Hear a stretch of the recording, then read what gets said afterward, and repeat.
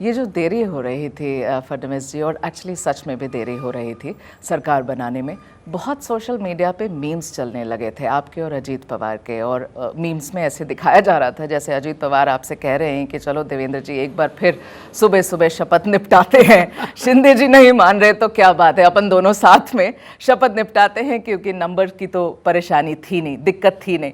पूछना चाहती हूँ कि ऐसा कुछ प्रपोजल आया था अजीत पवार के साथ? बिकॉज देरी तो बहुत हुई थी। ऐसा कोई प्रपोजल नहीं था। हाँ, लेकिन मैं भी ये चीज़ मान्य करता हूँ कि बहुत मज़ेदार मीम्स बने और उससे बहुत ज़्यादा एंटरटेनमेंट हुआ, और हमने भी तीनों ने एक दूसरे को शेयर किए, हमने एक दूसरे को मीम्स बताए।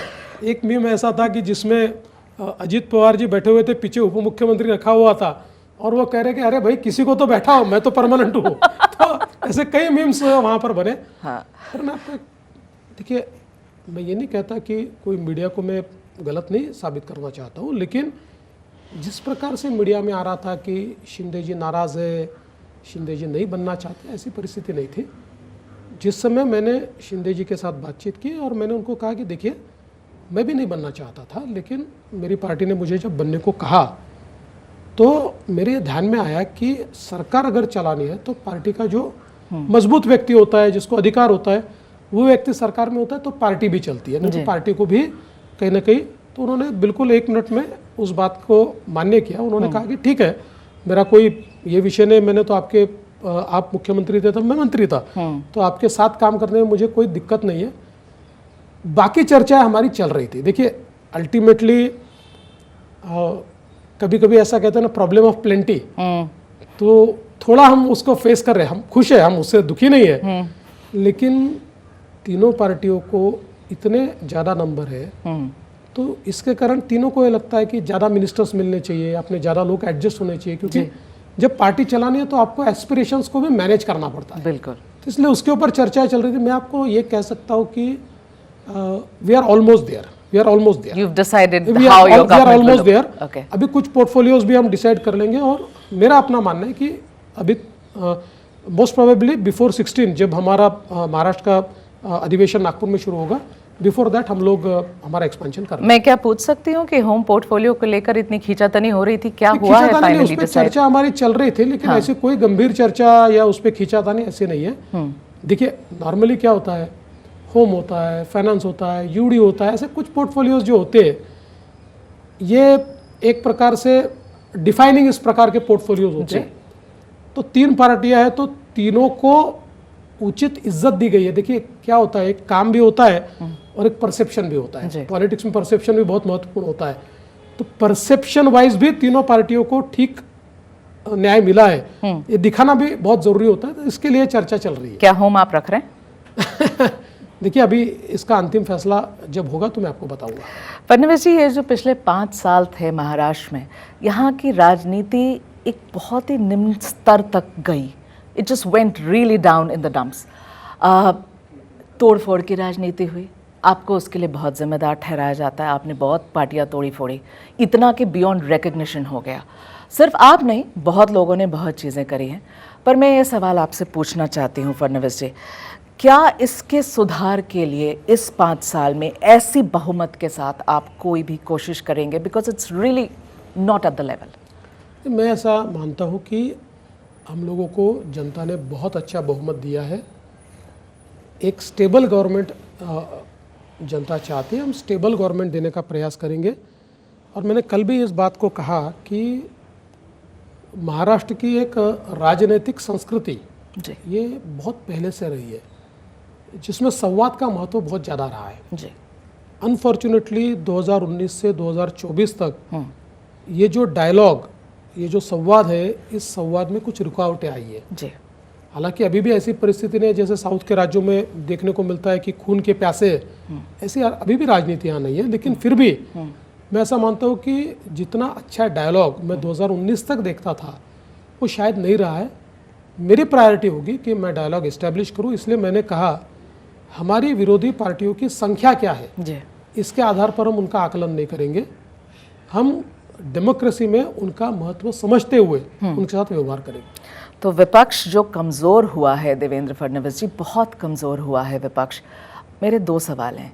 क्या उनमें से कुछ आपसे टच में हैं, क्योंकि कुछ लोग आपके घर आते हुए दिखे थे, पहली बात। दूसरी कि अगर हैं और आना चाहते हैं तो क्या भारतीय जनता पार्टी उनको लेने के लिए तैयार है? देखिए, जहाँ तक विपक्ष का सवाल है, जो चुनकर आए हैं उसमें से 30-32 लोग तो मेरे मित्र हैं, यानी वो कोई अपनी पार्टी छोड़ के मेरे आएंगे ऐसी परिस्थिति मित्रता नहीं पे है। सवाल नहीं है, क्या नहीं, वो मैं वही आना कह रहा हूँ, चाहते हैं इसलिए नहीं, टच में? इसलिए मेरे घर पे आते हैं। देखिए, मेरा कई लोगों से व्यक्तिगत संबंध रहा है इतने सालों से। अब मुझे 25 साल विधानसभा में हो गए जी। और सभी से मित्रता है। मेरा एक स्वभाव है, जो मेरे पास आता है मैं उसका स्वागत करता हूँ। तो इसलिए अभी कोई हमारा ऐसा प्लान नहीं है कि कोई हम लोग किसी को ले वगैरह, ऐसा कोई प्लान चल नहीं रहा है। अगर कोई आना चाहता है तो अभी की परिस्थिति में हमारे, मुझे ऐसा लगता है कि विधानसभा के कुछ कानून भी है, जी। उसको तोड़कर तो नहीं। पिछले बार पार्टियां आई जी। इसलिए हम ले पाए, जी। इंडिविजुअल्स को थोड़ी ले सकते हैं। पर कोशिश कर रहे हैं क्या वो नहीं, हम आपके कोई- पास आने की? देखिए, कोशिश करने की आवश्यकता ही नहीं है। इतना मैंडेट मिलने के बाद आप नहीं, वो मुझे ऐसा लगता है आपने बहुत जल्दी ये सवाल पूछा है, कुछ दिनों के बाद पूछिए तो बताऊंगा। ओके फडणवीस जी, लास्ट दो सवाल मेरे। आर्थिक स्थिति स्टेट की अच्छी नहीं है, it's not good at this moment. Financial surplus में महाराष्ट्र को लाने के लिए देवेंद्र फडणवीस जी क्या सोच रहे हैं? कि फाइनेंशियल सरप्लस में लाने का तो मेरा कोई विजन नहीं है। इसका मैं कारण कहता हूँ कि हम लोग जिस समय एक डेवलपिंग नेशन की इकोनॉमी को देखते हैं, तो डेवलपिंग नेशन की इकोनॉमी में पैसा सही इन्वेस्ट होना चाहिए। ये डेफिसिट की इकोनॉमी होती है जी। लेकिन मैनेजेबल डेफिसिट और पैसे का सही इन्वेस्टमेंट, इन दो चीज़ों पर मुझे काम करना पड़ेगा। क्योंकि पिछले कई सालों में हम लोगों ने ये प्रयास किया है कि हमारा जो डेट जीडीपी रेशियो है, इसको एट द मोस्ट 18 तक हम लोग आगे ले गए, फिर वापस 17 पर लाया। जी।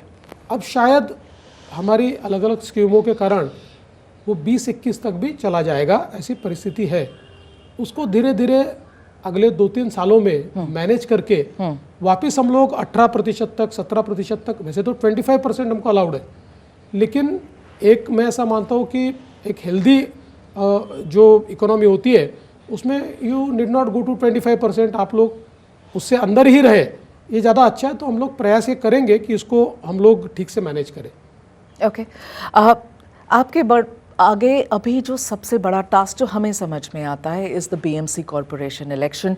उसके अलावा आपके पास 16 कॉरपोरेशन बाय 26 जिला परिषद हैं। यहाँ दो सवाल, क्या यहाँ महायुति साथ में लड़ेगी इन सारे कॉरपोरेशंस और जिला परिषद में? और क्या आपको लगता है कि यहाँ भी एक बार फिर संघर्ष होगा देवेंद्र फडणवीस जी, क्योंकि ऐसी मैंडेट के बाद बहुत लोग कहेंगे ये डन डील है, ये तो यहाँ भी जीत जाएंगे?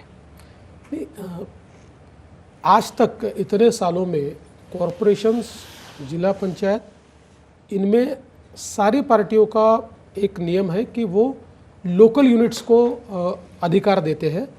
जहाँ लोकल यूनिट को लगता है वहाँ पर अलायंस होता है। आप ये कमिट नहीं करना चाहते कि महायुति साथ में लड़ेगी? नहीं, देखिए, इसलिए कमिट नहीं कर सकते हैं क्योंकि कार्यकर्ताओं का चुनाव है और सभी पार्टियों में एस्पिरेशंस ज़्यादा होते हैं। जी। आप कार्यकर्ता को रोक नहीं सकते हैं, तो इसलिए जहाँ संभव होता है वहाँ अलायंस होता है। हमने किया पिछले समय, जहाँ नहीं हुआ वहाँ हम फ्रेंडली फाइट करते हैं। अच्छा। तो हम लोग प्रयास ये करेंगे कि नीचे के यूनिट्स को भले ही अधिकार मिले, पर अधिकार के साथ साथ हम उनको कहते हैं कि जहाँ तक हो सके आप अलायंस कीजिए। तो कई जगह हो जाता है, कुछ जगह नहीं होता है। ओके फडणवीस जी, मेरा आखिरी सवाल आपसे, अगले 5 साल के लिए महाराष्ट्र का रोड मैप क्या होगा? क्या द इंफ्रा बादशाह जो आपको कहा जाता है, will Devendra Fadnavis be back in that role? देखिए, वो रोल मेरा इसलिए समाप्त नहीं होता कि जो चीज़ें मैंने शुरू की थी जी, वो चीज़ें अभी कंप्लीट नहीं हुई है, वो चीज़ें चल रही है, धीरे धीरे कंप्लीट कर रहे हैं। लेकिन अभी कुछ चीज़ें नई मैंने हाथ में ली है, जिसमें आप जानते हैं कि रिवर लिंकिंग, जी, रिवर लिंकिंग के प्रोजेक्ट्स को, अभी मैं इरिगेशन मिनिस्टर था तो मैंने उसको मान्यता दी है। ये प्रोजेक्ट्स महाराष्ट्र को परमानेंटली अकाल से मुक्त कर सकते हैं। ओके। तो मेरा अभी रिवर लिंकिंग प्रोजेक्ट्स पर बहुत ज़्यादा ध्यान रहेगा। वाटर इश्यूज़ जो है, उन इश्यूज़ के ऊपर मैं बहुत ज़्यादा फोकस करना चाहता हूँ। रिन्यूएबल एनर्जी पर मैं बहुत ज़्यादा फोकस करना चाहता हूँ, क्योंकि ये दो चीज़ें ऐसी है जिससे खेती में भी परिवर्तन होगा और जिससे उद्योग में भी परिवर्तन होगा, और ये दोनों चीज़ों के कारण बहुत बड़े पैमाने पर रोजगार का निर्माण होगा। ओके, तो इसलिए दो मेरे फोकस एरिया है। बाकी तो सोशल सेक्टर है, इंफ्रास्ट्रक्चर का सेक्टर है, ये सारे सेक्टर पे तो काम करना ही है। इतने सारे प्लान्स है फडणवीस जी, क्या भारतीय जनता पार्टी फाइनेंस का पोर्टफोलियो भी अपने पास रखना चाहेगी? क्या ये प्लान्स हैं? देखिए, पार्टी को तो सारे पोर्टफोलियो अपने पास रहे ऐसा लगता है, लेकिन अलायंस में जो तीनों मिलकर तय करेंगे वो हम उसको मंजूर करेंगे। Mr. Fadnavis, wishing you all the very best Thank for the next 5 years. Thank you. Thank you for your time. Thank you. Thank Thank you.